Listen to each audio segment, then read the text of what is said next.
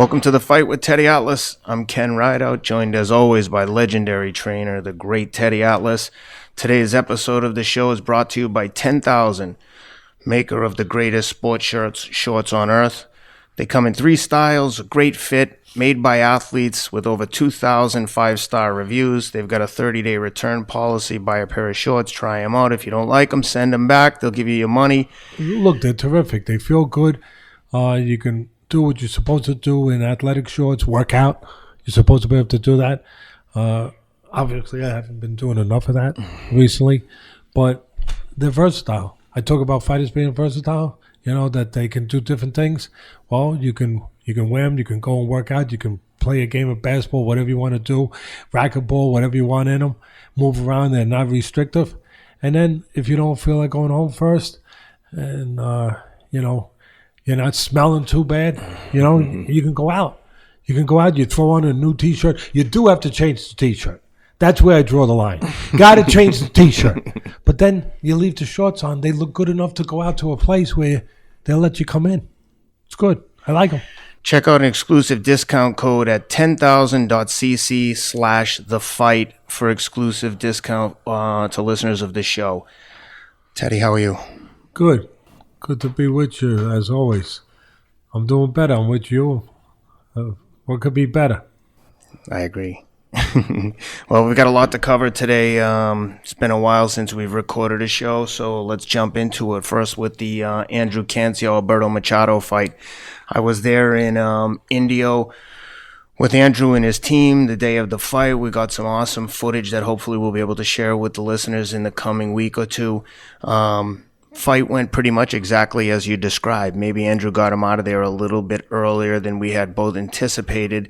Machado came into the weigh-in looking very drawn, struggled to make weight, he said the first time. Looks like he struggled to make it again. He looked very, very weak and tired at the weigh-in. It looked the same way in the ring. What'd you see?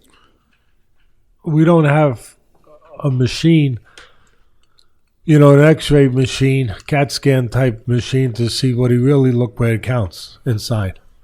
But we did by what happened.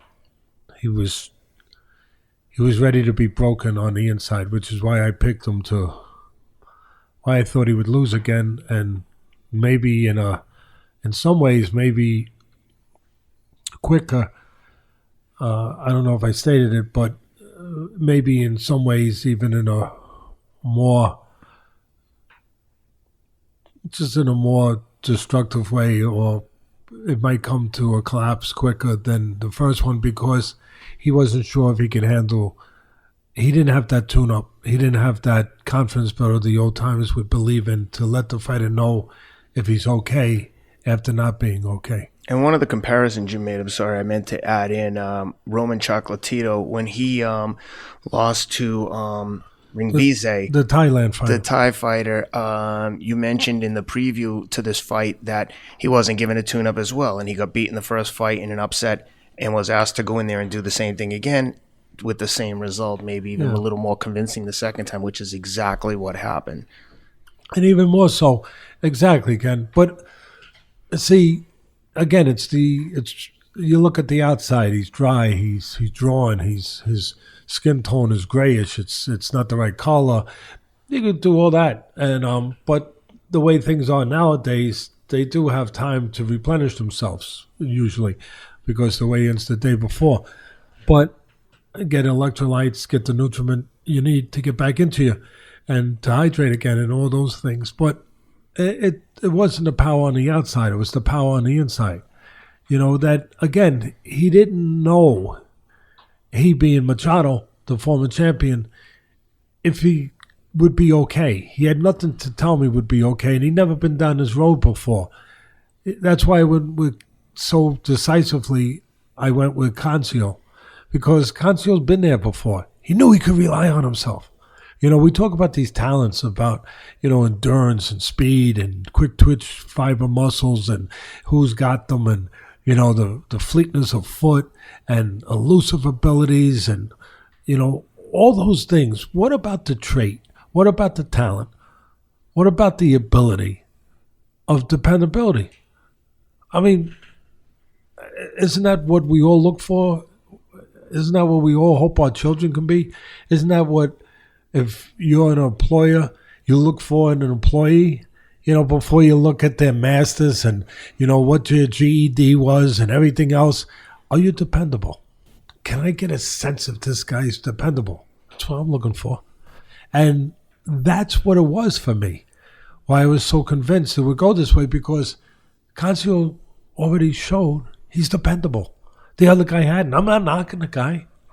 I mean, he might be the greatest human being in the world. I'm not knocking him in those sort of ways, or as a father, or as a husband, or as a friend. I'm just saying, in what we're talking about, he did not know if he could depend on himself. He didn't know. You could put that a little lower because it's popping in my ears now. So stop trying to be an engineer. Be a talk show host. Just be a talk show host, not an engineer. That is not the capacity for you. That is not the place you should go. Stay away from there. Please keep them away from there. Please. All right. I have echoes a little bit now, but put that a little lower if you can, because it was good the way it was before. Apparently I'm a little deaf tone and it works for me. You're younger, you're more vibrant, and you don't need help. I'm good. Now, it's, again, that trait of knowing that somebody can overcome. Cancio knew he could overcome. And again, he to a certain extent, the first round, Machado won.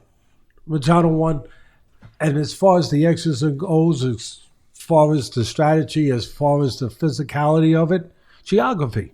I say it all the time on ESPN for 22 years when I was broadcasting the fights. I'm saying it here.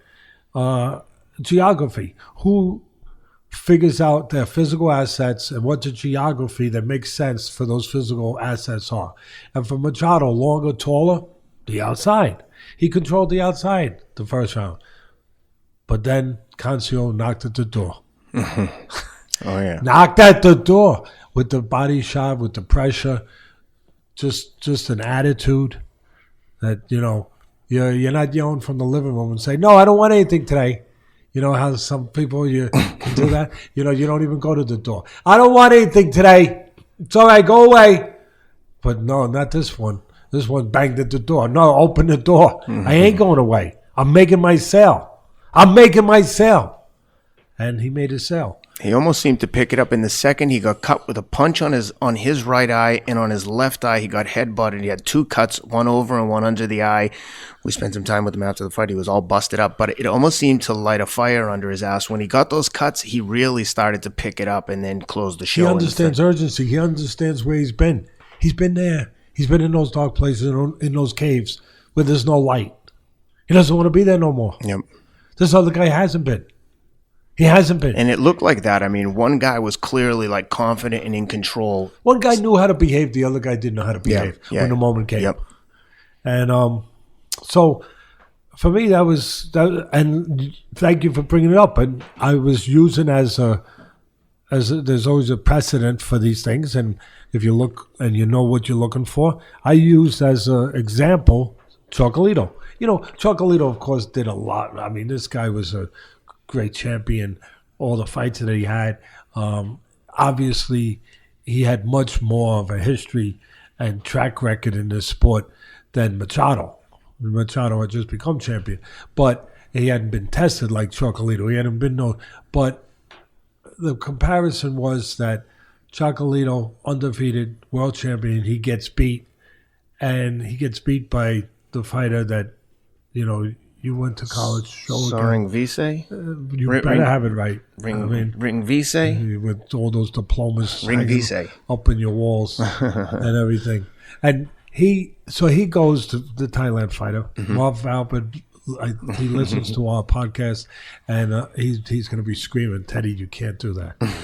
You can't do that. You can't say the Thai fighter. Ring Vise. You have to pronounce his name. You can't take the easy way out. But I have you. Yep. Marv, I have Ken. And you and Chocolito in the rematch, the same thing. That he didn't have that confidence builder to let him know I'm okay. The last he wasn't okay. He had gotten beaten. He wasn't sure if he could handle this guy again. And I hate to use such simple terms, but sometimes that's all you need. The other guy was really hungry. Yeah. Sometimes you make money and you get to your level. And this guy was really hungry. And I think another part was Chocolatito did everything he could in that first fight. It's not like he fought bad. Yeah.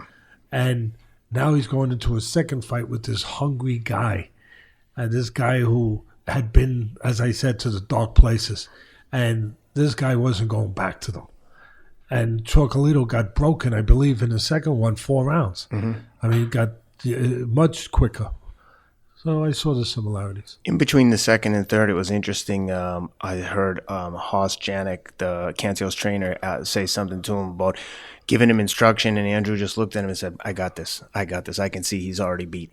And he came out and hit him with that Mexican liver shot to the left. He reminds me a lot of Mickey Ward, working full time, throwing that body shot. He hit him just like a perfect Mickey Ward left hook to the body. Well, fighters get their signature punches, and that's a real good point by you. I would say Cancio, if he had a signature punch now, it has been, and it kind of fits. It has become the left hook to the liver, to the body. It kind of fits in. It kind of fits in with a history where you've been, how you got there, what your travels have been. What I mean by that is, this is a veteran guy now, Cancio, he's been beaten. He didn't give up on himself. He's been down that patchy road, where nothing's handed to you. And that grind, that gritty road. It's almost like it goes with it. It's almost like sometimes, I know this is a little crazy, but you'll see some people walking with their dogs and they look like their dogs. Yeah, no. I know what you mean. You see these people, they're walking down the street. You say, my God, I don't want to go up and tell them that, but you guys are a perfect couple. Hey, you look like your dog. Yeah, it's a beautiful dog, though. It's a handsome dog. And so it's like he developed he being Cancio, what you would expect someone to develop having taken that path. That path, that gritty path that we're describing, that's there, it would be a left hook to the liver. That would fit in. Yeah. That would make sense. How do you come back from fights? He had to come back. How do you come back from behind? Hit a guy in the body. Not just catch him a miracle shot, a Hail Mary to the chin, hit him to the body. It'll get you back in the fight. So it fit right in, and our great producer here, Rob Moore, is on top of it as usual and giving us the pictures to go with it. Look at this shot. And, you can feel it from here. Again, and then a little delay. Yep. No accident, because he knew where the elbow was, and that's the sweet science too. It's not up on a pedestal where you see it with some things, but that's the sweet science. Just knowing that I'll go over a little bit further over to get outside the elbow, where otherwise the elbow will block it. And that's vision. That's good eyes. See, that's what I talk about, where you have good eyes, where you're calm enough to see the landscape that you need to see. Yeah. Guys that aren't calm, they don't see that. Mm-hmm. It's not there for them because they're excited. He also had Machado practically frozen with his earmuffs on, just waiting to get hit. It looked to me like he was just like, put me out of my misery. Because when he got up, he made the count, and the ref, a couple people questioning the stoppage, but you could see in his face he didn't want to continue. He didn't protest. He was up in time, but the ref was like, nah, you don't want to fight. It's interesting. We're going to get into some of these controversial stoppages in a minute because there's no shortage of them. But real quick, we spent a lot of time with Andrew. He's such a nice kid. I mean, I really love this dude. And so I think he's going to we're just talking, you and I here, right? No one else can hear us. I think he's going to I hope people can hear us. I hope so. I think he's going to fight Jojo Diaz in a rematch on the Canelo undercard is what I'm hearing through the grapevine. Be a good fight for him. I know he really wants to get that one back, and Jojo Diaz wants to fight him again, has called him out. So those two guys will scrappy guys. That will be a good battle on that Canelo undercard. And again, that fight fits in to what should be the resume and will be the resume if the fight takes place of a Cancio. Redemption. Fits right in. Getting revenge. Redemption. Because that's what his story is about. That's what makes Cancio so beautiful. Besides the nobleness that he shares with his fraternity of brothers that do this for a living, that they get in that sport. And unlike the people who administrate this sport, who are terrible people sometimes, they show their nobleness. They get in there. They're willing to put it on the line. No BS, no advantages, just you and me. No privilege, no you and me. Who's better? Who's better? Who's better? And this fits right in with a kid like Cancio from the path that he's taken. That redemption. I wanna rectify what went wrong in my career when I lost, where it took me to a place.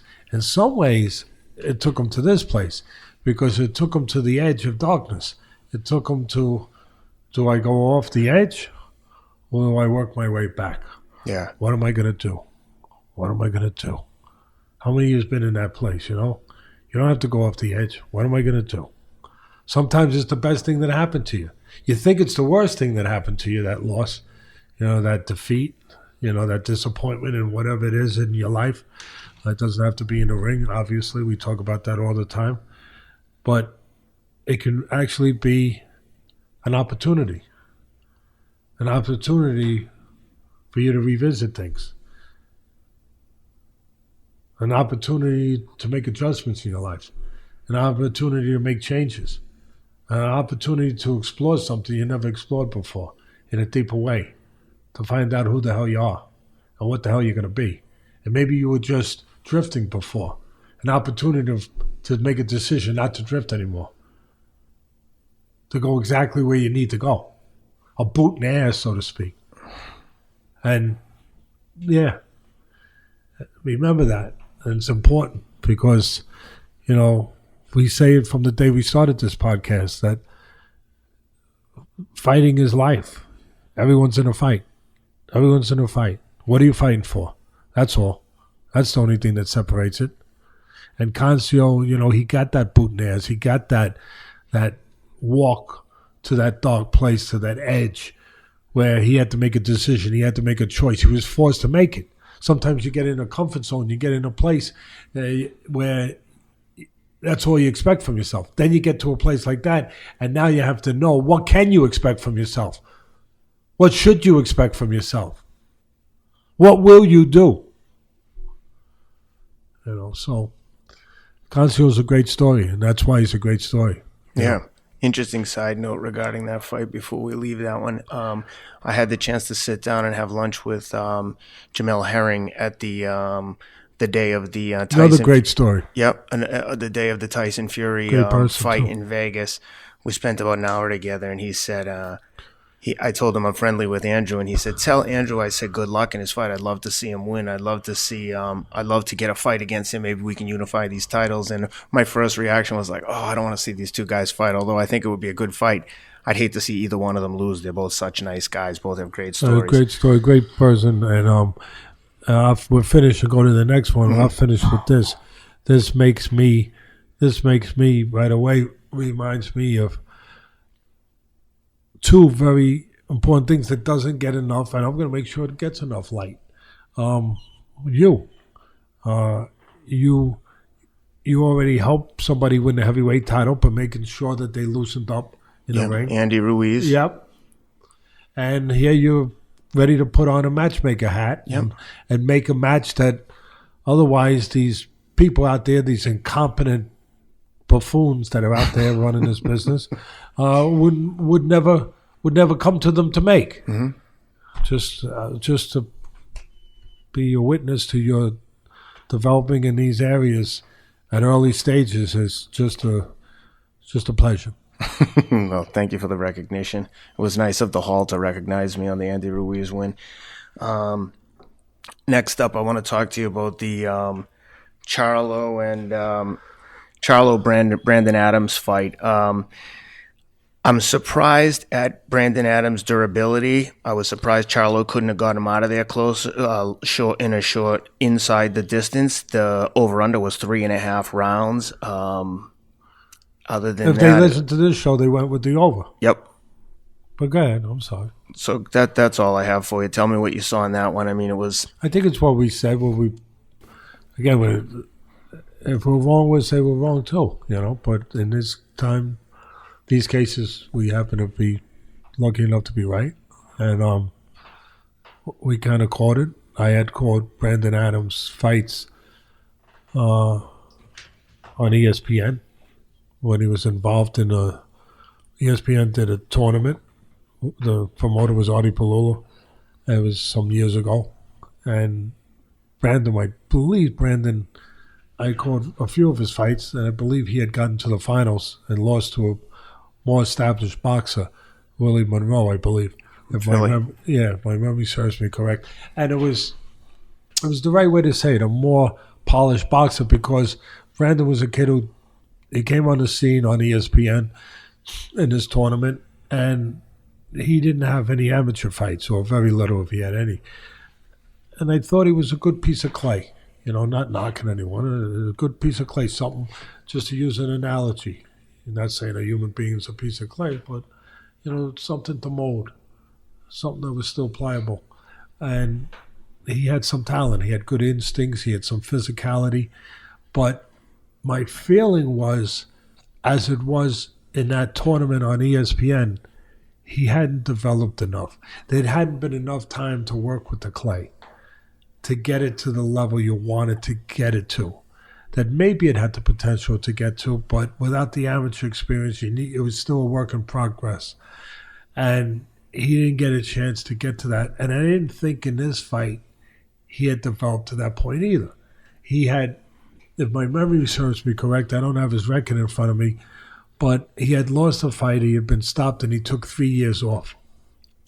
That told me that mentally he wasn't at the place at that point in his life that he needed to be the complete fighter that you want somebody to be, that has some ability to develop. Something went wrong. To be away for 3 years, something was wrong up here. The wires weren't connecting right. Before he went to that Contender Series that he fought recently and won, he was literally working full-time at a gym as like a trainer. Up, and you can see the period right there where your eyes are better than mine, especially when you put your glasses on, Ken. Then they're really better, because it usually works that way. And yeah, well, now, boy, this technology is amazing. Yeah, so he fought in May 22nd of 15 and didn't fight again until May 10th of 2018 after he suffered the TKO against John Thompson. So you know that he wasn't right.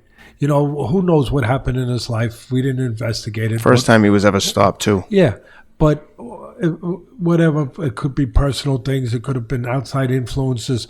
But it definitely could be that he's not thinking the way you want to fight it, thinking as far as moving on with their career. He's at a crossroads at that point where he leaves the sport for 3 years, where he's not sure he wants to do this. I think that's fair to say. Yeah. And so with all that, and then he got back, and I think he won 4 in a row. I believe that's what it was. I just didn't think he was developed enough with everything that I had said to be able to deal with a guy who had more amateur pedigree, who was more developed, who didn't have that inactivity, who didn't have that spot where he wasn't sure he was going to be a fighter. And I'm going to take the chance. I'm going to go out on a limb. With 3 years off, I'm going to take a chance that for that 3 years, he wasn't sure he wanted to do this. He wasn't sure he could do this. Yeah, I think he was working at a gym as like a boxing instructor, like cardio boxer. So here's a guy that didn't have that void, didn't have that blank space, and was always sure that he's going to be a champion, always sure that he's going to be him and his brother on this mission. So, and more developed, Charlo. And again, it came down to geography, where Charlo, taller, longer, the skill sets serve him better on the outside. That if he could control the geography that suited him in the ways that I just described on the outside, because he's taller, he's faster, he's longer, he's suited for the outside, where Adams needed to be inside. So as soon as you saw the battle of geography, you knew who was going to win. As soon as you saw who was controlling that geography, you knew that it was going that way. And sure enough, and I had said it on our show, that if it goes the way I think it will, and it should go, in my mind, Charlo will control the geography of the outside, where his physical assets will be better served in those places, and Adams will never get to the geography he needs to get to. He will try, but he will not have the ability to get there.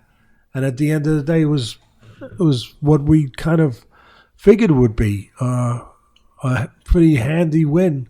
I hate to use the word easy, but I would say a one-sided fight for Charlo. One-sided, but I was surprised that Charlo couldn't get him out of there, and I was surprised at how well Adams fought. I think his stock coming out of that fight is higher than it was going in for Adams, but I don't know where he goes from there. And one other interesting observation is they elevated Charlo prior to that fight to the full WBC champ. I think he might have had the regular WBC title when Canelo vacated for the Rumpelstiltskin title in the WBC, whatever the hell they call it, franchise belt, and we'll come back to that. But so now he's the WBC champ. I just think that he could have done a lot more. In my opinion, he could have looked a lot better and stopped him, but should be interesting to see where we go, especially after his brother blasted Ceja out of the Jorge Cota. He blasted him out of there, and we're going to talk to that about the controversial decisions with Jay Nady in that one. But before we do, let's just touch on the Demetrius Andrade and Sulecki fight for the WBO middleweight title. This fight went almost exactly as you described it would. It seemed like Andrade controlled the outside, made Sulecki fight his fight. Sulecki wanted to kind of rough him up a little, it looked like, and Andrade just kept him at a distance. At times, I found it to be a little bit boring. I don't know. What'd you see there? What'd you think? The ability. I'm glad you used that word boring, and you're saying what you're seeing. Because it allows me to segue into that boring word you don't want to hear in an entertainment sport. But that is part of what you get. And I'm not even saying it in a negative way, because you could say it with the great Floyd Mayweather too. Part of his talent, his being Andrade, is to not allow the other guy to fight his fight. That's part of his ability. Yeah. To not allow, he would be a camp scout's worst nightmare, because he never let you get that campfire started. But he did exactly what you described he was going to do. He made him fight his fight. He frustrated him all night. And it was just... You can't get that fight started. You put those two sticks together. You've done that, right? You've been out in the wilderness there with the cougars and everything else. I'm not very good in the wilderness. That almost eat you when you're running. and you with the sticks, and you're just about to get a spark, and all of a sudden someone goes... That's what Andrade does. Yep. He doesn't allow you to get anything started. If you have some abilities, Sulecki has some abilities. He showed that, and I even touched on that. He showed that with Jacobs, but Jacobs was a different kettle of fish, as I put it. Mm-hmm. He was more standard. You could show better with Jacobs, taking nothing away from Jacobs. The awkwardness, the unorthodox approach of Andrade it plays different. It causes different dynamics in that ring, creates different variables in that ring. And some of the variables that it creates in the ring is that, again, it's mother's talent. It takes the oxygen out of the room of talent, of excitement even, to be quite frank with you. Where he doesn't allow for exciting fights, because he doesn't allow for combustion. He doesn't allow for your talent to get a running start. That's part of his ability.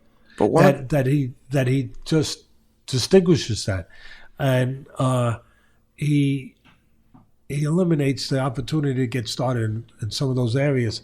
And again, Floyd Mayweather, different guy, but nobody would say that he was one of the most exciting guys. He was an entertainer in a lot of areas, and he was a terrific fighter, terrific defensive fighter, but he took the oxygen out of the room. He took away what you did well.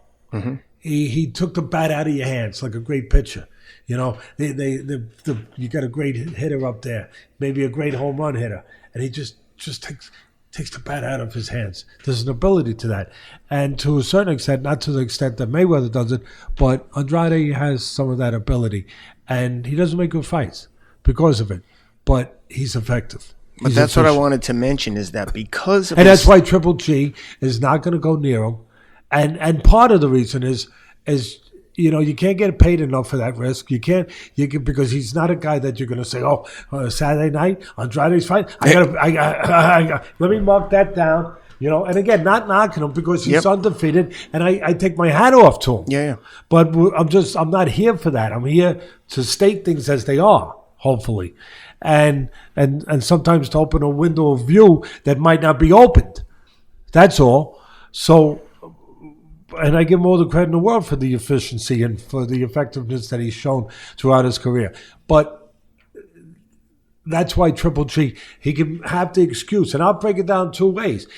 Triple G can have the excuse, Golovkin, of course, can have the excuse of saying, well, you know, you don't look good against him, you can't get paid right against him, but also you don't want to deal with that. Also, there's a difficulty factor That's there. what I was going to say. Why is he going to mess with that? You know, and he's not.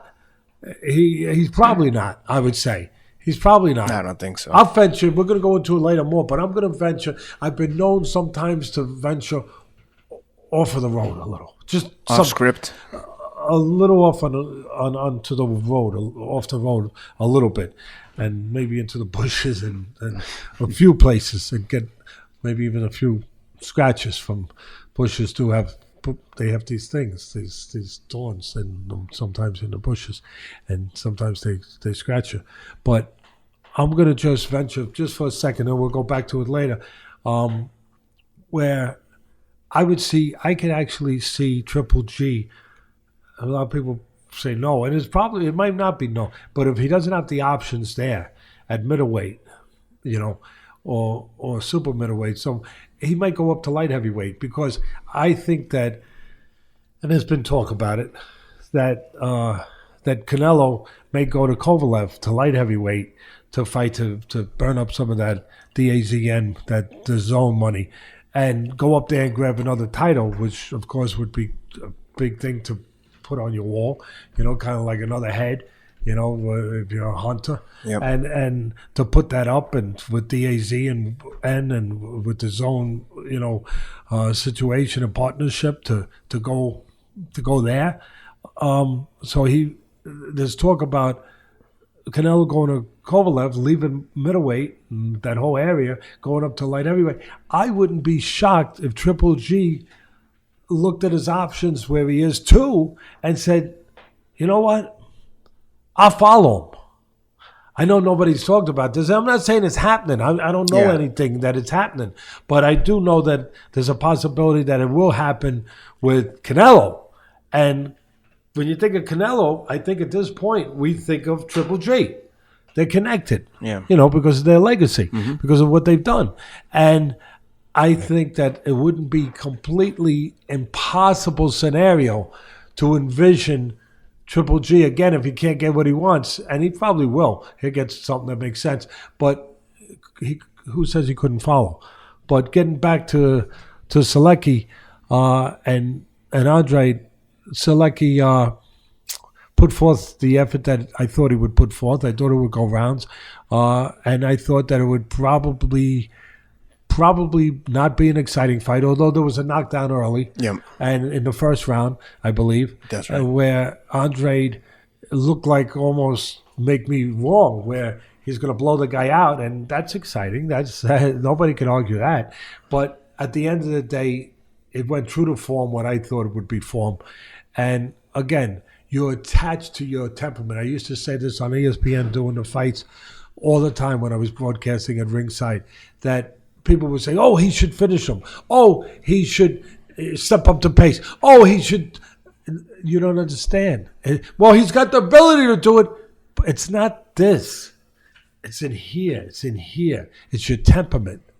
It's that ability. That's what drives this. That's what drives this. It's one thing to have a car. You can have the Ferrari. But, if you have an old woman named Mildred driving, I'm just saying, driving the Ferrari, it ain't going fast, probably. Yeah. Mildred probably isn't going to drive it that fast. Yeah. I'm going to guess. Yep. And so it's the same thing, that the temperament, you have all these abilities. You see Andrade, say, oh, he's going to blow him out, he's going to finish him. But his temperament is to be careful. Yes. And that's what drives the car. That's it. And I think, though, he's painted himself into a difficult corner because, like you said, there's a lot of guys don't want to fight him because they know that he's going to basically give them nothing to work with in terms of action, and he's going to frustrate you all night. So there's not a lot of motivation. And because his fights are the way they are, it's not like the public is clamoring to see him in there with a big punching Triple G or Canelo. I know there's some purists that want to see the belts unified, but I'm saying, even for myself, I mean, when I think about that, I'm not like you just described, I'm not like, oh shit, Triple G and Andre this weekend, it's going to be crazy and exciting. No, I think it's going to be technical, and one guy's going to be trying to press the action, one guy's going to be trying to take the air out of the room. And so I think Andre finds himself in a difficult position here because I don't think any of the big guys want to fight him, and he's left with the Sulecki. He's taking nothing away from the Sulecki, but he's left with those types of guys, like the next level down from the top tier guys. That's how I see it, but we'll see how it plays out. There's a lot of big announcements coming up with Canelo and Triple G. A lot of excitement on the horizon. But that brings me to one thing that I wanted to talk about. And before we get into the some of the recent officiating, let me just remind everyone that 10,000 is our first sponsor that we're working with.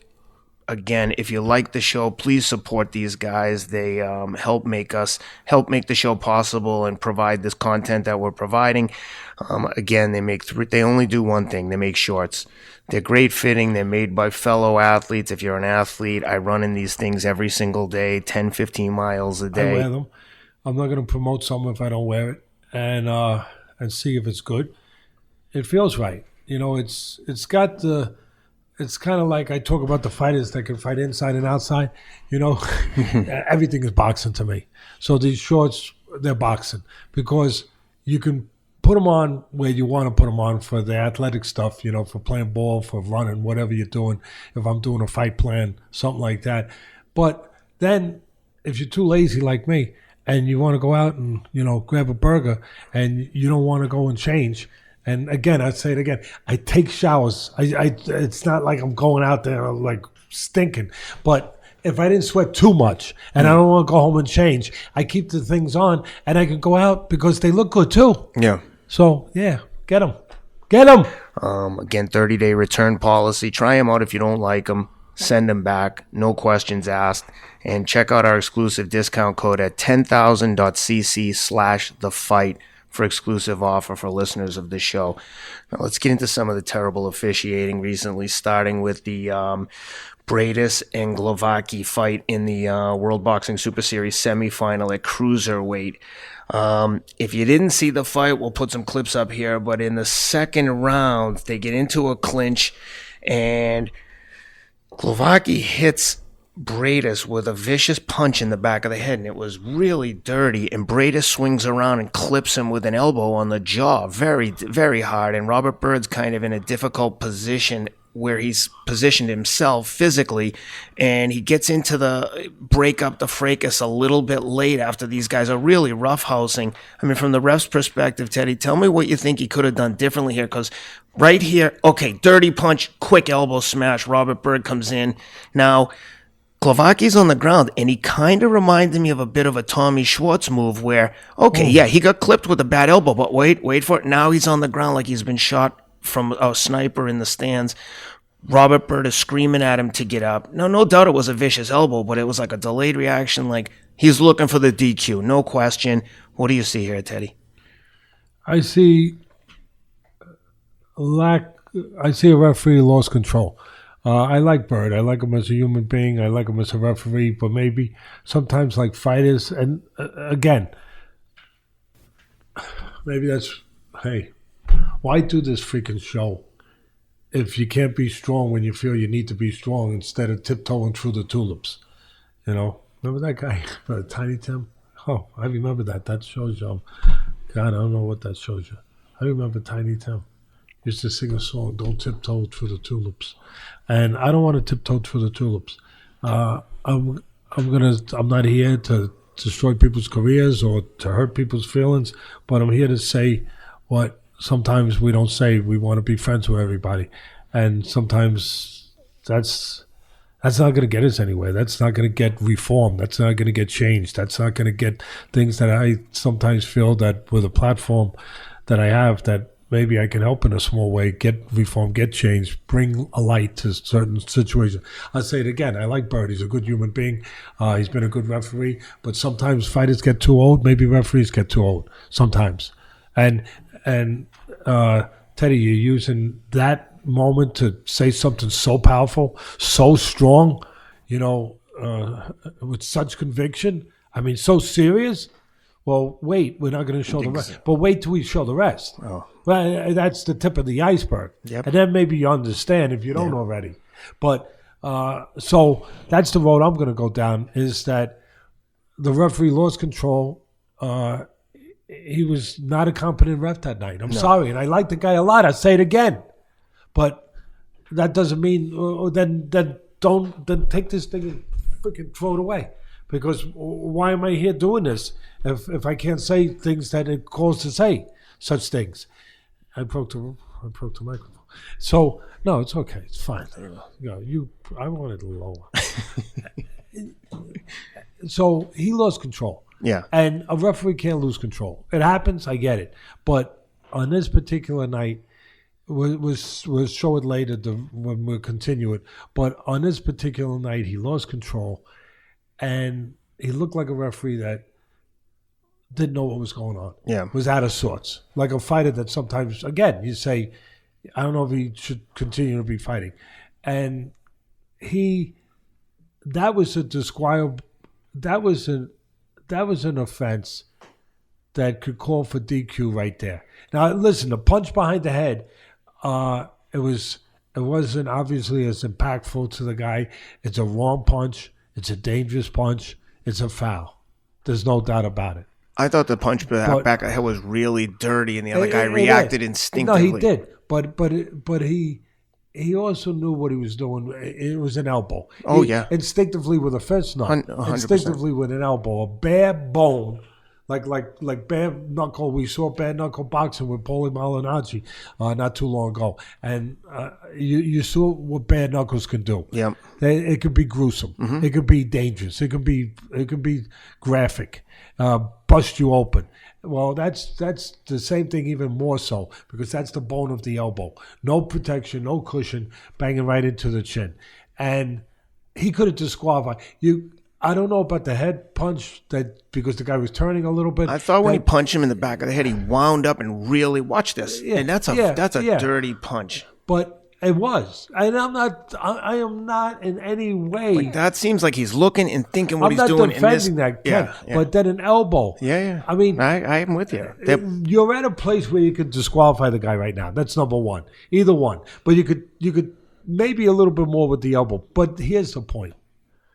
There's a good chance he's concussed.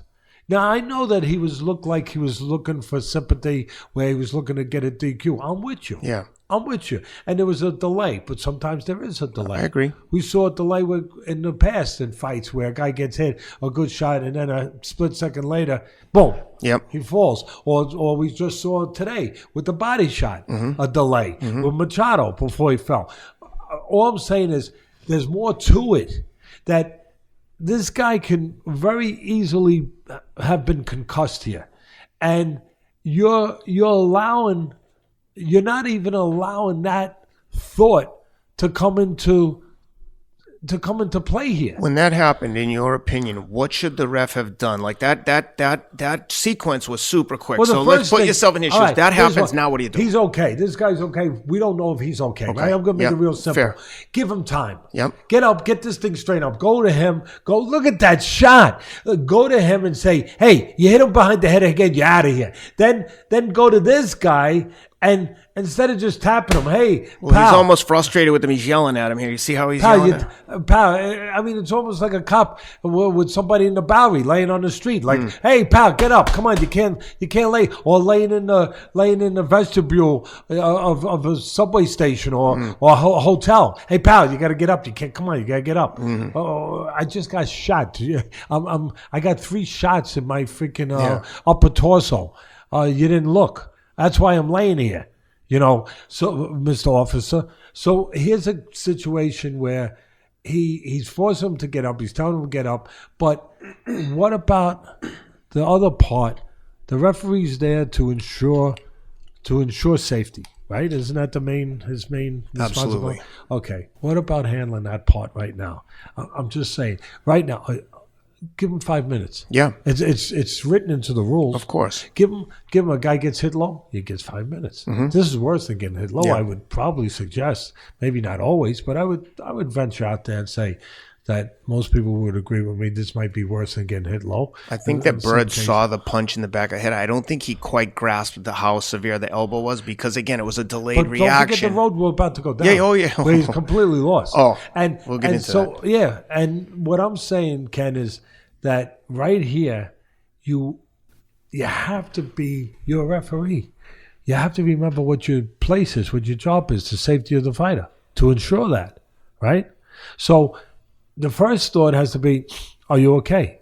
You don't see that. Are you okay? Give him 5 minutes. Give him, walk to me. Show me something. It almost looked like Bird was frustrated because he thought he was acting when he flopped down on the delayed reaction, right or wrong. And I think that was with Bird's frustration. And okay, that is what it is. But you know what I wouldn't mind? I wouldn't mind with all the BS in this business where they come up with these organizations, these fraudulent organizations, when they're forced to, they come up with something that says, oh, we're looking out for the safety. Oh, we're doing this. Oh, we're going to be careful. Oh, we're going to be much more safety conscious. But where is it? You know what simple thing I'd like to see? How about calling a doctor into the ring right now? He just got hit with an elbow. Take that little flashlight out that they like to keep in their pockets. Use the damn thing. Take it out and look into their pupils and see if they're contracting properly. Look at and see if they're concussed. This is the perfect time for that. You talk about all this stuff, all this crap in the sport. Oh, we're going to do this. We're going to do that. We're going to do the simplest thing and the most sensible thing. Get the doctor up there, look into their eyes, and see if they're okay. You can see by looking into the pupils of the eye whether or not they're concussed. Do that. It's also early in the fight, and it wasn't like a one-sided affair, so it wouldn't be like stopping and pausing to see if he's hurt would have disrupted the natural flow of the fight. I don't care. Disrupt it. Because you're talking about somebody going to continue concussed possibly. Let it ride, and let's see the rest of it. Well, later in the round, towards the end of the round, I don't know if you'll be able to hear it here, but put the volume up. The bell rings, and I would say, what do you think, 5 to 10 seconds? They continue fighting. Now, both fighters... No, longer than that.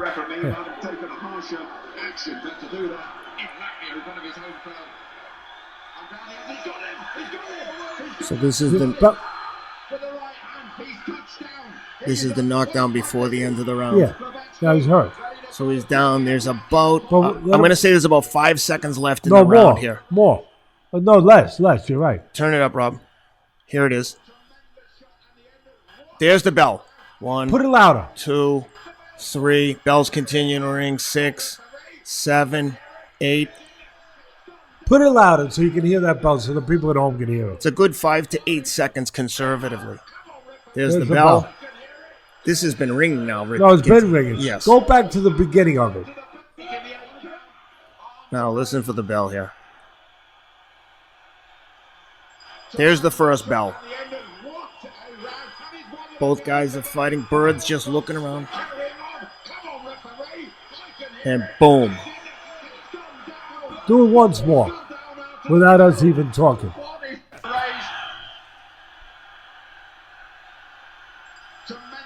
It's the bell. What a round. And he's won it again. The bell's gone. They're carrying on. Come on, referee. I can hear it. The ref looked like he wanted to get in there 3 seconds before he did, but he was tentative. Did you notice that?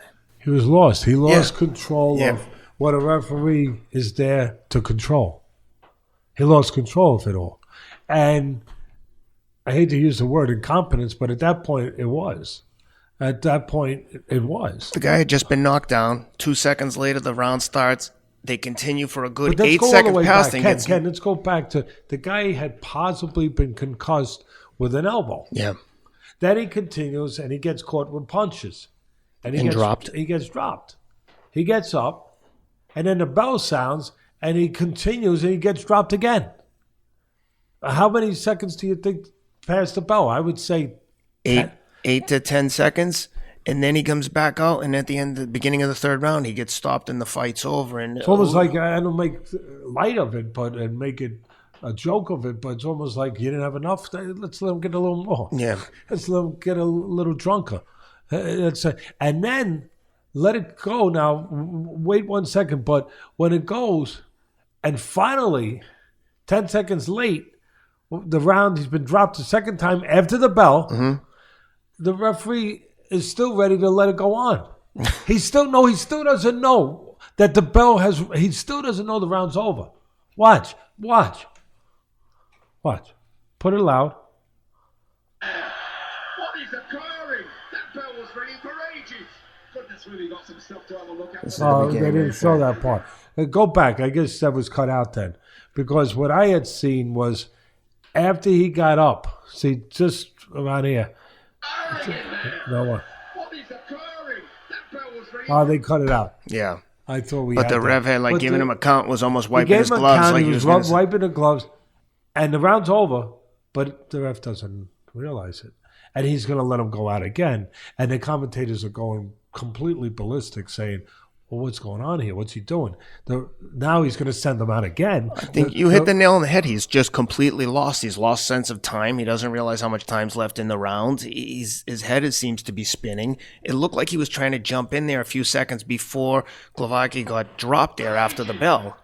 Let him run. Go ahead. Let him run, Rob. This is the All right, beginning so of now the this is the third. beginning of the third, obviously. This guy's been hit elbows. He's been dropped twice. He's had to go 10 seconds longer after being dropped. Let's also remember they're 205 pounds. These aren't little guys. Yeah, cruiserweight. And that's all she wrote. And he's No, this. And then it's over. Yeah, that was just a bad showing. And like you said, I don't think that it was anything done maliciously, but I think you're right. He was just seemed to have been over his head there. Missed the bell, indecisive, Listen, if you want to be cynical in a sport that forces you to be cynical, begs you to be cynical sometimes, unfortunately, you could say that he favored the guy that was a home country because he was fighting in his country. Mm-hmm. He was favoring that guy, that house fighter. Mm-hmm. But again, in this case, it's the evidence that's there, the visual evidence, is that he just didn't have a good night. He was, but when you don't have a good night in boxing and you're the referee, someone could get hurt. Yeah. And the guy's lucky he didn't get hurt. Well, he did get hurt. Yeah. We don't know to what extent, but he did get hurt. He got knocked out. He got hit with an elbow. He got hit with knockdown punches when he shouldn't have been. When he should have been back in his corner instead of taking punches. So he did get hurt as far as that goes. But again, we're going to show a lot of incompetence or a lot of stuff that's going to make you shake your heads in controversial fights, and that's what we're here for. We want to show all that and put a light on that and uncover all that, just like we uncovered before Fury had his fight, Schwartz. with Schwartz. He's got his debut fight on ESPN, the $100 million deal, whatever it is, and we told you. We looked at tape. It's out there. We found it. And sure enough, I mean, it's not like the pros were going to exactly show it to you. His opponent that was handpicked, and it turned out to be exactly what you would think it would be after we showed the film we did. We showed one of his fights where he laid on the canvas after the guy touched him with his knocking a little bit. Wasn't too hard. No. And he fell on the floor and laid there for 2 days. It felt like He it. would have stayed there for a week if he thought he could get a DQ. He wouldn't move. And you see a guy, and then finally the referee, which was amazing, said, "No, we're not disqualifying him. You get up, or we're going to stay here till the janitors, come here and they start sweeping over your face." Yeah, but after he did that, then he disqualified the guy on Schwartz's call. I mean, it later was on, he incidental did. at best. But to see this guy 24-0 that they were touting as a competitive fight for Fury, all you needed to do was watch this, and you knew it couldn't be competitive 100%. because he didn't know how to behave like a fighter. Nope. So we try to show those things. We have a lot of controversial happenings. There was 4 of them altogether. Yep. And the next one we're going to get into was on the Andrew Cancio and Machado undercard. Again, I was here for this one. Well, one thing I'm going to add to this, Yeah. Bert. You believe in daily doubles? You ever play the horse? I know where you're going with this. Yep. Daily double. Now, daily double usually is a positive thing. You can win. It's usually not a thing where you can. Oh, I'm sorry. I get mad at myself sometimes. Like my wife says, I knew you when you were a nice guy, when you were a nicer person, when you didn't bring up all these things but. Again, if we're going to sit in this chair, right?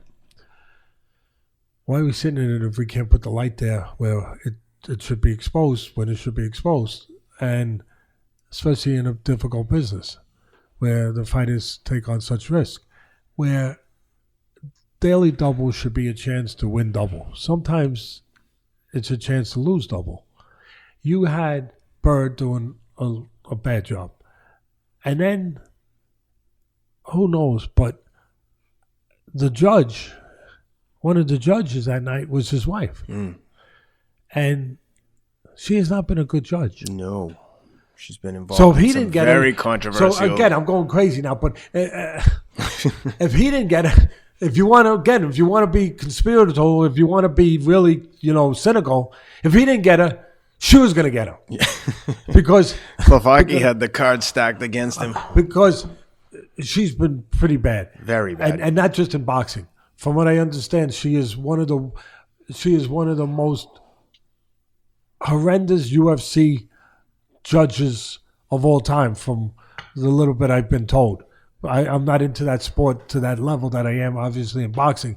But from what I understand, she has been involved in some incredibly controversial, and that's putting it in a nice way, decisions with the UFC, where they're like, are you kidding me?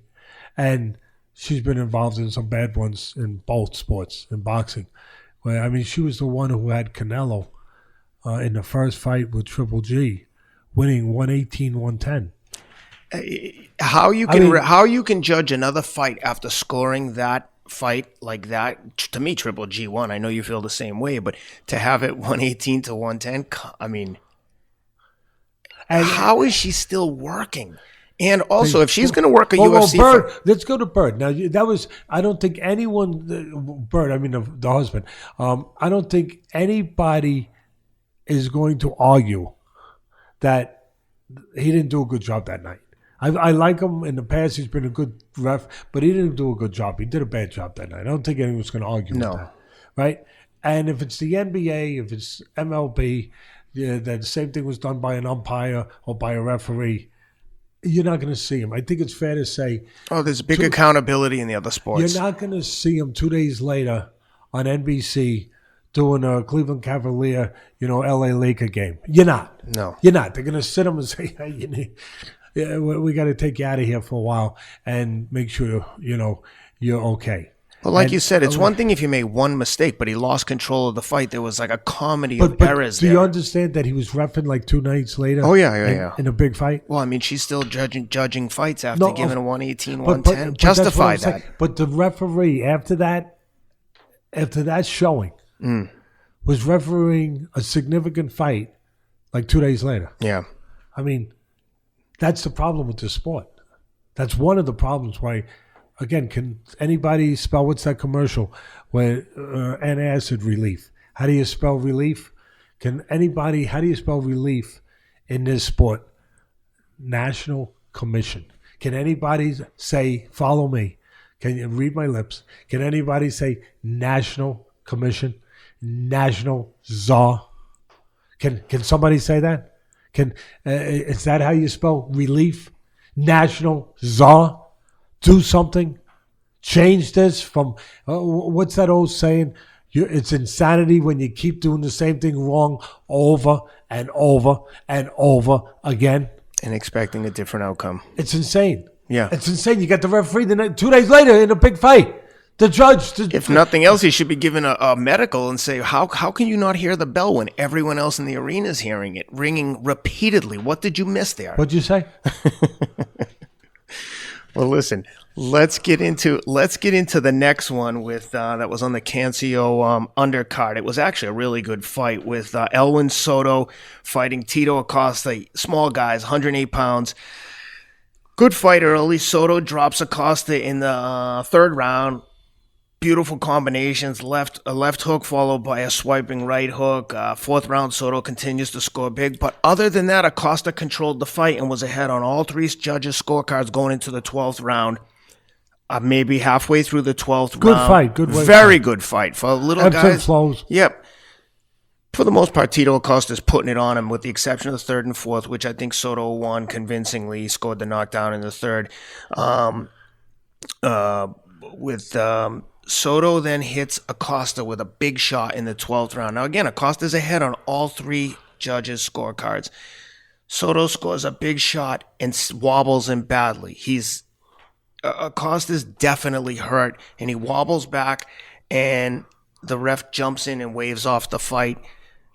It seemed to me an early stoppage. I mean, when a guy's that far ahead, they're little guys. It's not like he's taking a pounding from like a cruiserweight in the Glovacki fight where he's getting punished. He sets a big shot, wobbles him, ref jumps in and waves it off. I thought it was unusually quick stoppage, but I'm curious to hear what you think.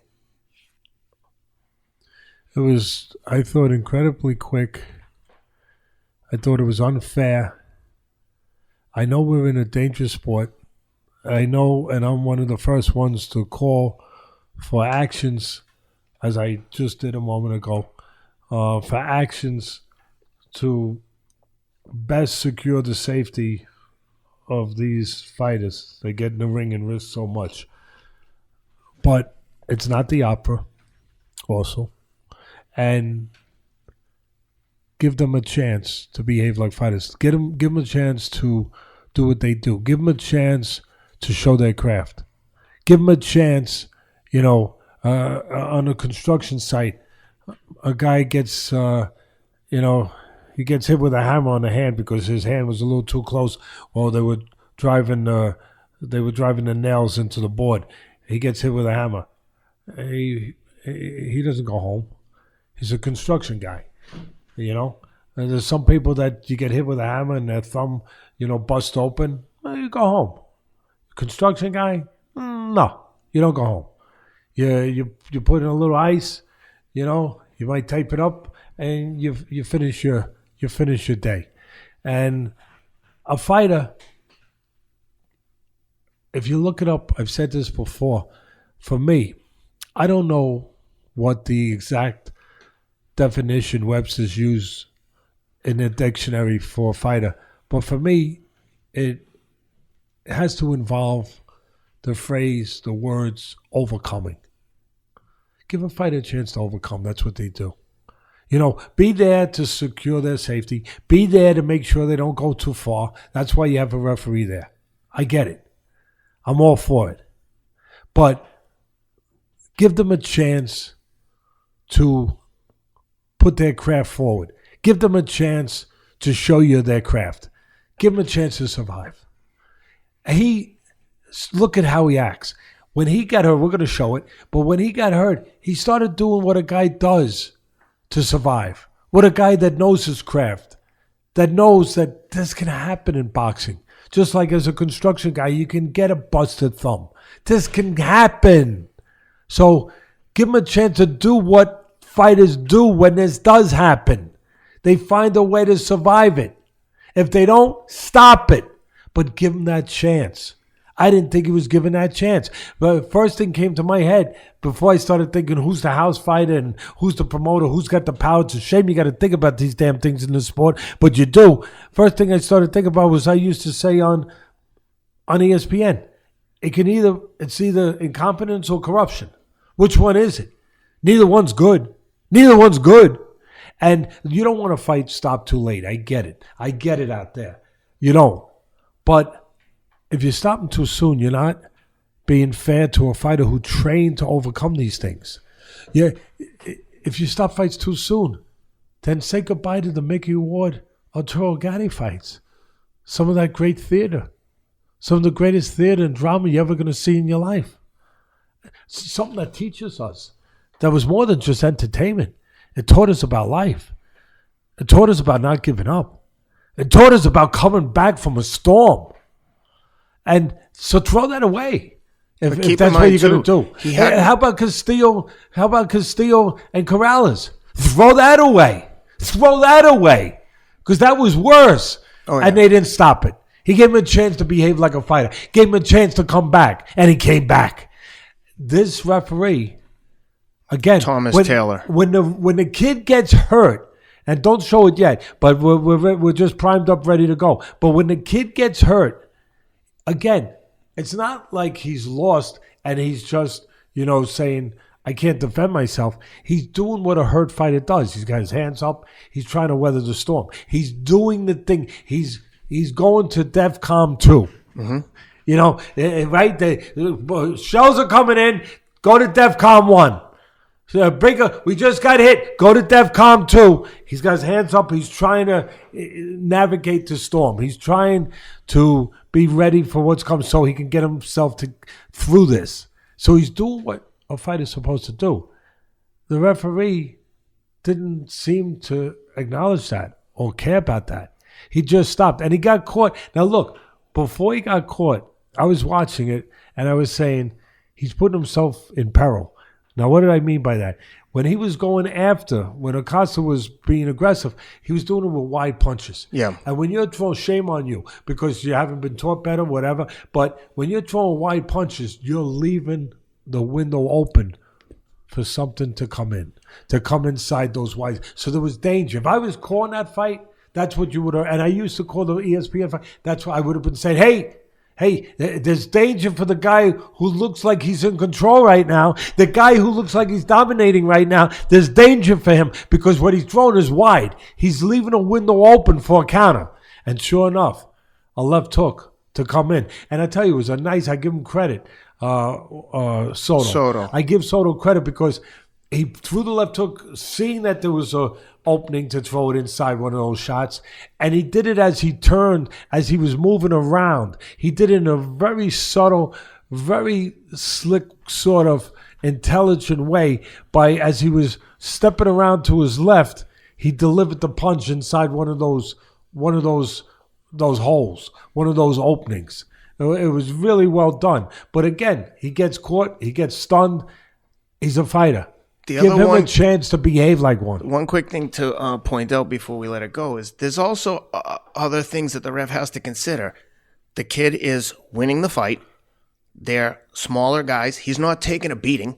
So it's one shot, like a flash shot that gets him on rubber legs, fair. But give him the benefit of the doubt there. Maybe see if he gets hit again. Maybe. Just 1,000% with you. I'm with you, brother. But I'd say, like I said it before, give him a chance to be a fighter. 100%. Give him a chance to overcome. Yeah. Give him a chance. If he shows you that he's getting his hands aren't up and he's not trying, he's not aware of what he needs to be aware of, stop it. Mm-hmm. But he didn't show you that. Yeah. Let's go, baby. Watch this left hook. Boom. Okay, so he's But he hands puts up. his hands up, right? He's trying. He's moving. And Come on, man. It's hard to even watch it again. Yeah. he This understands is a title fight. Lost his title. He understands what happened. He understands that he's been caught. So he's doing what he's been trained to do. He puts his hands up. He's ready for the shots to come in. There he is throwing the wide shots again, but here we go. Now watch. Wide shots, wide shots, wide shots. Boom. And literally a flash hook almost thrown on a No, defensive but I give him man. credit for the left hook. I tell Oh, you. yeah. He was turning around him, so he probably never saw the punch because he was stepping as he threw it, and he threw it inside one of those wide right hands. Mm-hmm. Show it one more time because it was beautiful, I thought. It was something you don't see. It was a very tough night for Golden Boy, and Oscar and Bernard were at the first Machado Cancio fight and ended up getting upset, and then they couldn't even be bothered to come back for the rematch, and both their guys lost. The Puerto See if we Rican can show it one more time. Puerto Rican Golden Boy fighter Tito Acosta and Machado, both Golden Boy guys from Puerto Rico. Yep. Now watch again. He's this celebration, obviously. But watch, he's going to step around. Watch Soto step in, step. Watch, he's blocking, and boom, he just threw in between, timed it right in between. Now, look at Acosta. He's got his hands up. He didn't really get hit clean after that. Trying to weather the storm and not allowed to. Mm-hmm. Not allowed to. And again. Do you think that was anything worse than you saw in the Mickey Ward fights? Or Rigatti? Or Castillo and Corrales? I don't think so. If they would have had the same referee, we don't have those fights. Yep. We don't have that history. Yep. Well, that brings us to the third one here with Guillermo Rigondeaux and Julio Ceja for the super bantamweight title eliminator fight. Ceja was putting it on Rigo pretty good, and Rigo was fighting a different style of fight than he typically fights. He sat in the pocket all night, kind of reminded me of Mickey Ward and Arturo Gatti a little bit. He just stood there and banged away with Ceja. Ceja was getting the better of him all night, and Rigo hits him in the 8th round with a shot. Ceja goes down. Referee gives him an 8 count, looks in his eyes, and waves it off, seemingly out of nowhere. And again, Ceja's ahead on all 3 judges' scorecards and going into the 8th round. Again, super early stoppage to me. I mean, Cynic could say that they want to see Rigo win. There's more money with him, but tell me what you saw.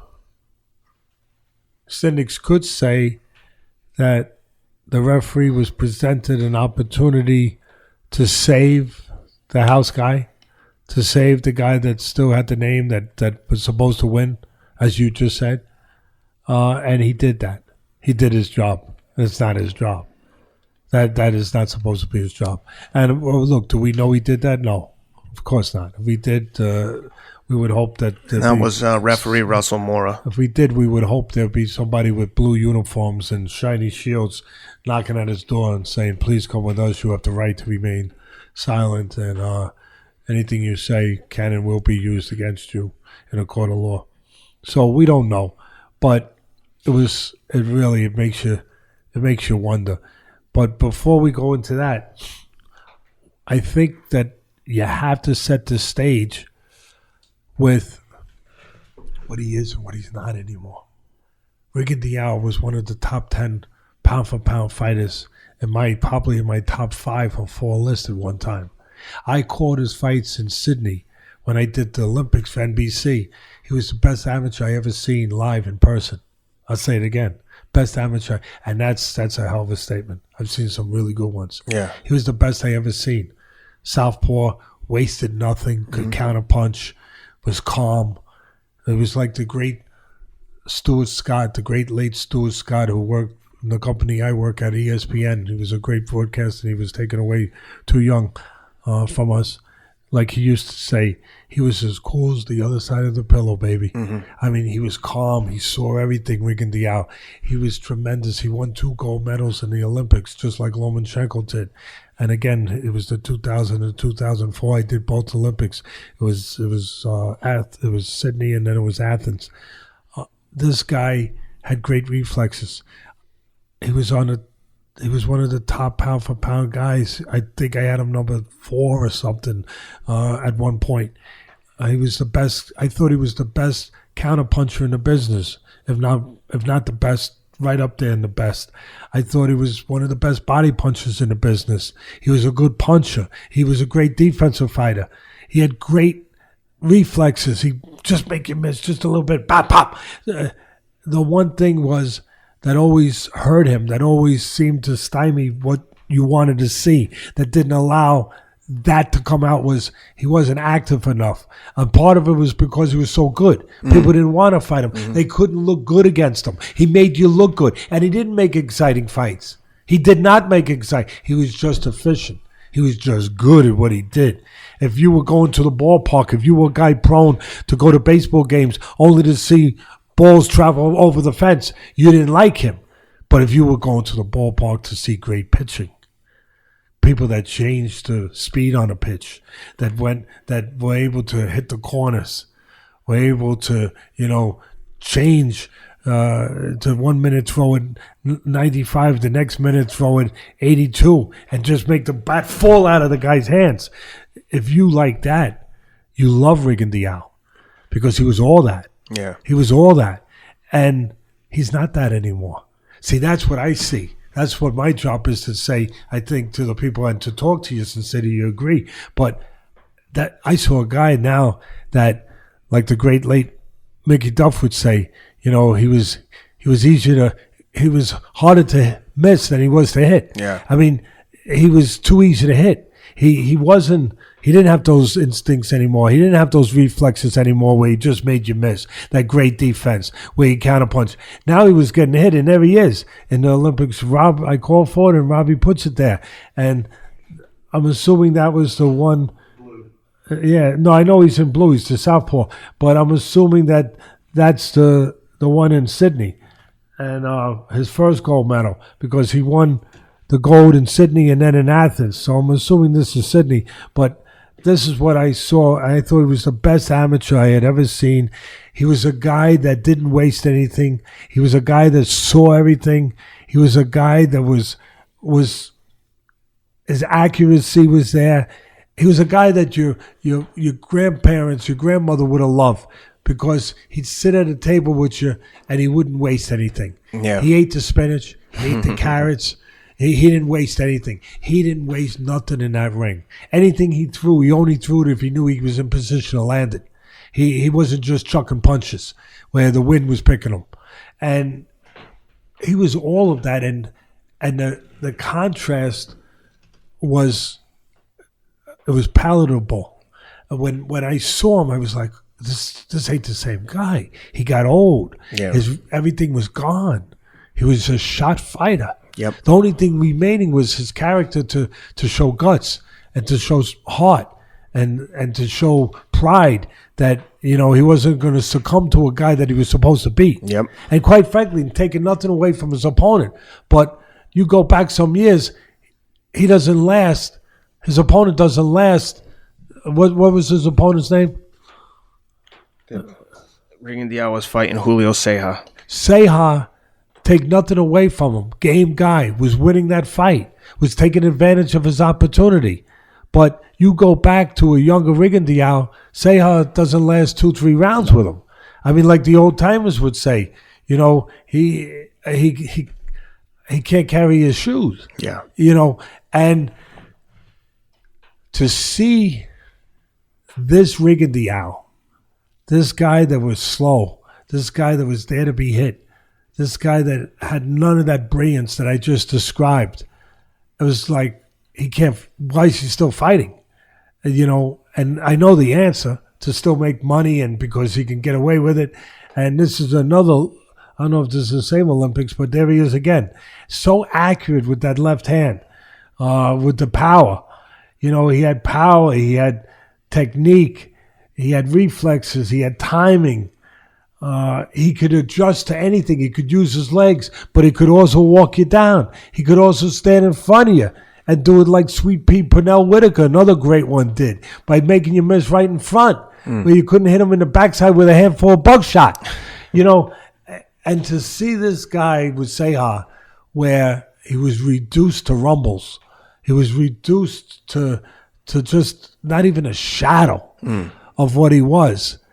That's what struck me before we got to where we got. I agree. But it also reminded me that the one thing that stays with a fighter, when their great skills get eroded by time, the one thing that doesn't leave, unfortunately, George Foreman taught me that lesson. Power. Power's still there.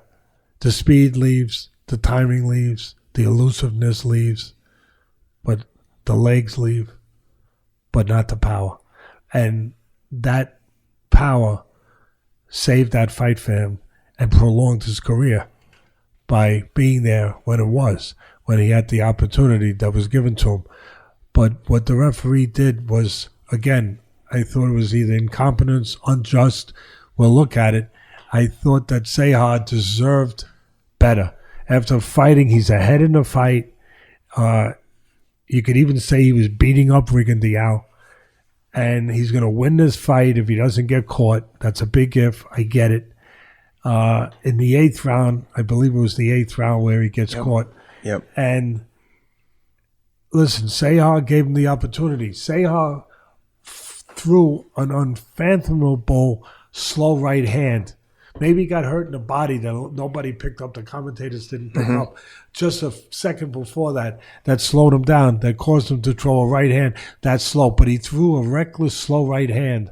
And against the southpaw Rigondeaux, he left the door open for a left-hand counter to come over. It's not in this round because I think it happened in the 8th round, I believe. It was the 8th. Yeah. But you can see the style right there. He's fighting. Reminds me of Arturo Gatti and Mickey Wood, just standing right in front of each other and trading punches, which is not the style of Rigondeaux throughout his career. No, and here it is. You know, I mean, he's catching him, he's winning, and boom, he throws a slow right hand. And now, look, that's not a devastating knockdown. You don't know what's going on. The guy gets up. Well, he's hurt. He's hurt, but I mean, he's not like spitting But he his shakes his mouth. head. Now watch. He does what he's asked. Show me, come towards me. He complies with the orders. He complies with the orders of the ref. Complies. Oh, 100%. It's Shakes not like, his head, yes. It's not like when he says come forward, he starts doing the Terranova. That's a dance, by the way. Yeah. You know, it's not like he starts doing that. Or he starts saying, I'm going to spit on my head. Well, we're going to show you an example of a guy who didn't want to continue but was forced to continue in a second with Jay Nady. But this guy, he does everything. Watch, he puts his hands up unsolicited, wipe my gloves. Okay. I know what to do. And he just stops it. Yep. And again, it makes you it's unacceptable. That's hard to watch. I'll say it again. We don't want, I know there's people out there that say, I'd rather stop a fight too soon than too late, but let's stop it right. Exactly. How about we just say, can we do things right? Can we stop making excuses for things that are incompetent, that are wrong? Can we do freaking things right in this world now? Can we do that? Can right be enough? Can it be enough to just do it right? Instead of saying, well, you know, it's better too soon. No, do it right. You just took an opportunity away from this young kid, this kid who's been in tough fights, who's paid his dues, who's never been to the places where Rigondeaux's been. He doesn't have that kind of talent. Mm-hmm. But this might have been his night. Yeah. He was winning his fight. Oh, this was his night. Yep. And it gets taken away from him. He got robbed. There's no question. You can't watch that and not be pissed off for that kid. Okay, so he got knocked down, but that's part of boxing. He's winning the fight. No question. All three judges see it the same way. I'll go down the same road I went a minute ago. How many of the greatest fights in the history of the sport would we have been denied if that referee was in some of those fights and behaved that same way and did the same thing and used the same judgment he used there, where he would have stopped the Gatti fights against Ward or the Castillo-Corrales fights or Cancio, the kid who just... Just a great story we talked about, who's a world champion now. He never would have gotten the chance to be a world champion if they did that. Yeah. Never. Right. Well, by contrast, where you have a ref there waving it off too early, we're now going to take a look at a fight where the referee almost forces the fighter back into the fire to get knocked out, almost knocked out unconscious. I mean, vicious knockout.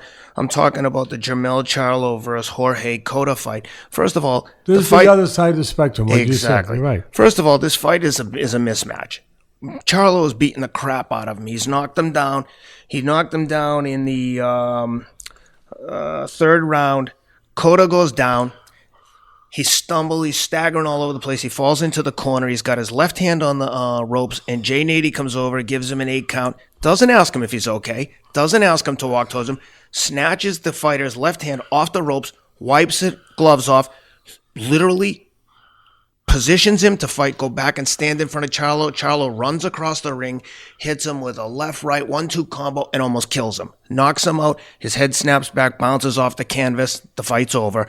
But that's an incident where, if I'm the ref, I'm looking at that saying, this kid is hurt. He doesn't. I don't know that he wants to continue. He's standing there, he's not saying. No, not that he doesn't. He doesn't know where he is. Exactly. He doesn't have the ability to make the decision, and Nady forces him back in there. He's like Bambi in Headlights. To me, this He is the doesn't most. know where he is. To me, this is the most egregious of all the. You know what he looked like? Errors. He looked like a guy in. Really, again, people. I'm not being frivolous. I'm not trying to make. But sometimes you gotta make points here, and it was like a guy who had too much to drink in a bar. Like he didn't know where he was. Like he had one hand on the bar. A bartender would look out for him more. A bartender would look out for him more than the referee did 100%. That night. A bartender wouldn't walk him to his car. Here's your keys.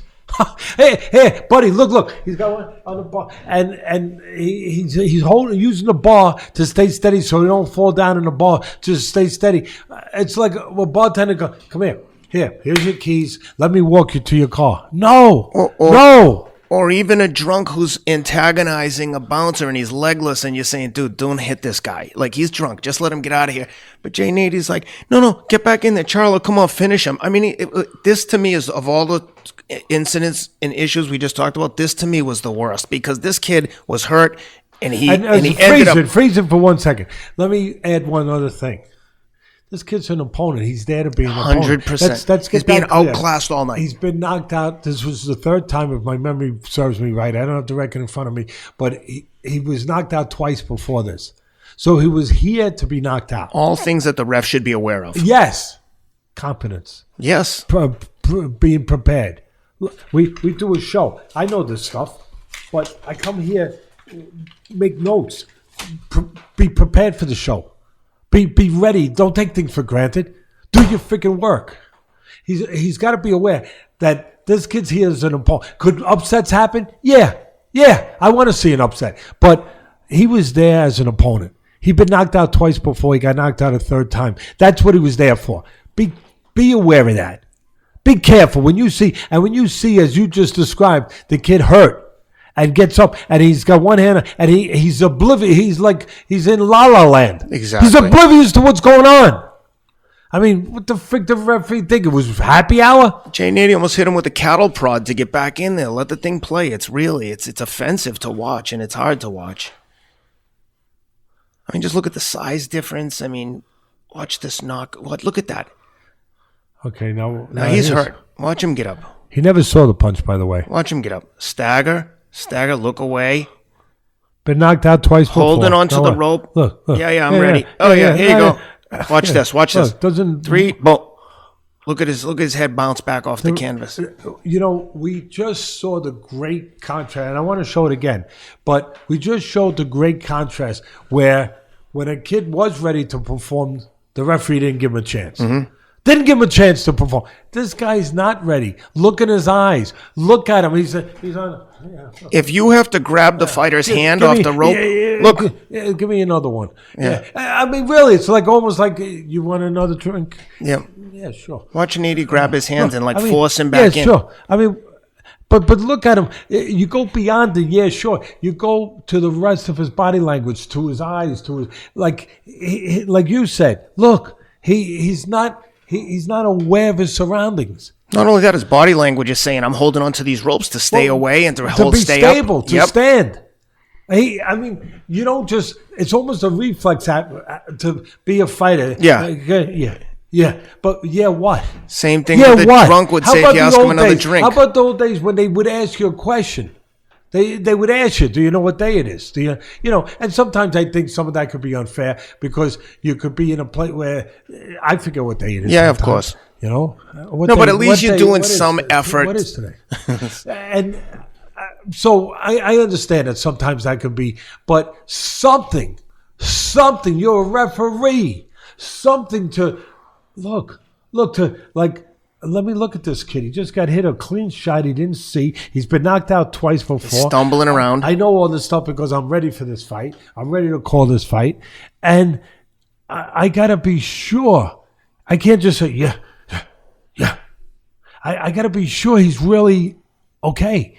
Of course. And looking at this, I'm not sure. No, this is offensive what happened here. And I want to go ahead. Look at him. Now watch. Look. Never tells him, Oh, walk he just- towards me. like, Nothing. There is such a thing as being out on your feet.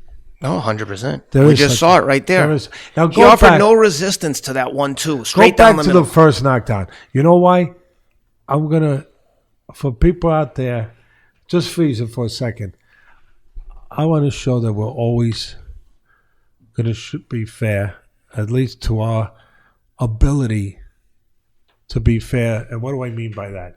To the extent of what we can conceive in our minds and hearts as giving everybody the benefit of what they should be given. Then you point out when something's bad, something's negative, when it's good. Now, we're pointing out that he knocked out a guy that he's supposed to knock out, right? But I'm going to give Charlo credit here where the way he did it, I give him credit. Because first he set this knockdown, well, it was a knockdown. He set up the knockdown, the first knockdown, in a brilliant way, the way that you should in the sweet science, the way that a good fighter should. What he did was, and the commentators didn't talk about this, and I want to give him credit for this. He first lands a right hand to the body. What does that do? That gets the guy's attention to the body. I caught that body shot. I felt it. I don't want to get hit there again. And then he knows that he's been hit there. He knows that he did that. And then what he does is he backs off and he invites him in. He sets a trap. Charlo allows him to come forward, knowing that after that he's going to look to come forward. He's going to look to get back. And as he comes forward, Charlo, very subtly but brilliantly, like a good fighter, he bends like he's going to go to the body again. His eyes go down because he just got hit to the body a few seconds earlier. His eyes go down thinking that it's going to be there, and then he comes up high with the right hand and catches him, causing the knockdown, a punch that he never sees. Watch this. This is what I mean by giving someone credit. Even though he knocked out a guy he's supposed to knock out, watch how he sets it up. Watch how he does it. Watch how he does it like a good fighter. Body shot. Okay, that's been established. He felt the body shot. Now he backs up. He goes low. He comes high with the right hand. Nobody had realized that. I want the people to realize that. That's, again, body shot. Boom. It has an effect. It has an effect. Now he backs up, he goes low, and he comes high with the right hand. This guy thought another body shot was coming. That's why that right hand landed so effectively, so cleanly. And you were right. As soon as he hit him with that body shot, he instinctively rushed forward, almost like, it's like, I'm not hurt. And that was all designed. So that, am I saying that this guy didn't have a chance maybe and that he was there as an opponent? Yeah. But the other guy, Charlo, showed why he's at the higher echelon of his particular craft. Because he thinks. Yeah. And he thought that and he set that up.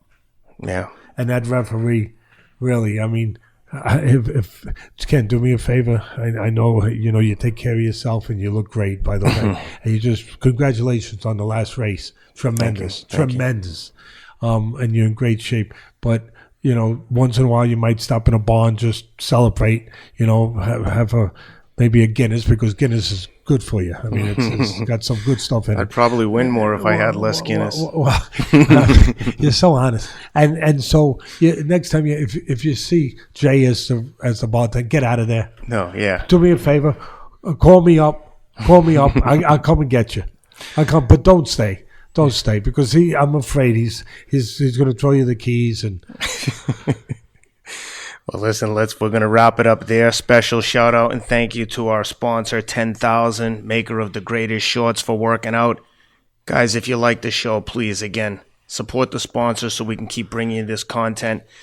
Again, 3 styles of shorts, great fit, made by athletes. They have over 2,000 5-star reviews, 30-day return policy, and again, exclusive discount for listeners of the show. Go to 10,000.cc/thefight. Thanks for it. Thank you to everyone. And a picture Ken in the shorts with a pint of Guinness in his hand to anybody who buys 4 pairs. And smoking a cigarette. No. Thank you, guys. Guys, thanks for being with us. Take care.